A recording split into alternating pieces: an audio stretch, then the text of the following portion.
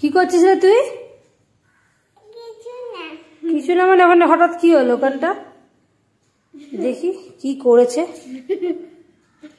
মা, এই জায়গাটার কালার যা, আর এখানে তেল তেল লাগছে কেন? এখানটা এই জায়গাটা আর একটা কথা দেখি, সর সর।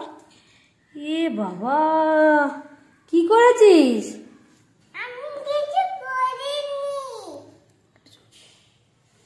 কিছু করিনি মানে? তো ওখানে তেল লাগলো কি করে? এই বাকি জায়গাটা হচ্ছে তোমার অন্য কালার, আর এই যে এই যে এই যে 3টে আঙুলের দাগ, এইখানটা এখানে তেল তেল লাগছে কেন? সত্যি কথা বল।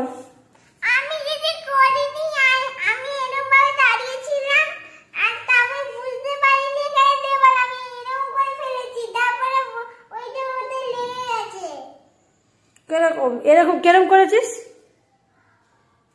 কেরম ঠিক করে দেখা। এরকম লাগালে মাথায় এতটা জায়গা জুড়ে তেল লেগে গেল, আবার নিচেও এতটা জায়গা জুড়ে তেল লেগে গেল।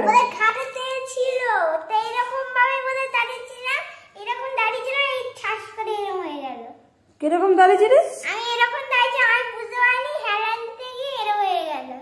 মাথার পুরো যতটুকু মাথার পেছন, দাঁড়া দাঁড়া দেখা যাবে মাথার যে যতটুকু মাথার পেছনটা ততটুকু পুরো দেয়ালটা এরকম গোল, আবার এখানে ঘাড়ের জায়গাটাও গোল। তা তুই বলছিস তুই করিস নি? হ্যাঁ, মাথায় জাস্ট এরকম করে লাগালে পরে তো বেশি তেল হবে না। হ্যাঁ, মাথায় যে জায়গাটা তেল লাগিয়েছিস, এই যে এই জায়গাটা, এইখানটা, এই যে সর এবার মাথা সর, দেখ দেয়ালের অন্য জায়গার কালার, আর এখানের কালার, আর এখানে এই যে 3টে আঙুলের দাগ, আর এখানে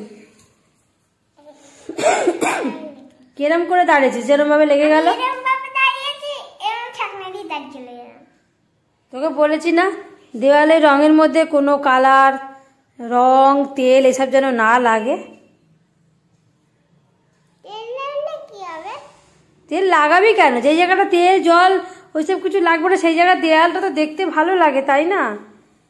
দেখেছিস তো আমি দেয়ালে কোনো রং একটু দাগ লাগলে আমি কিরকম চেঁচামেচি করি। আমার ভাল লাগে না কষ্ট করে দেওয়াল রং করা, তো সেখানে অন্য বাচ্চারা যেরকম দুষ্টুমি করে সারা দেওয়ালে এঁকে ঝুঁকে রাখে, তুমি তো আমার গুড গার্ল, তুমি তো ওগুলো করো না। করো না, তাহলে তুমি এমন মাথায় তেল মেখেছো দেখি, সর্বনাশ! এমন মাথায় তেল মেখেছে যে দেওয়ালে একটু দাঁড়ালেই একদম দেয়ালময়।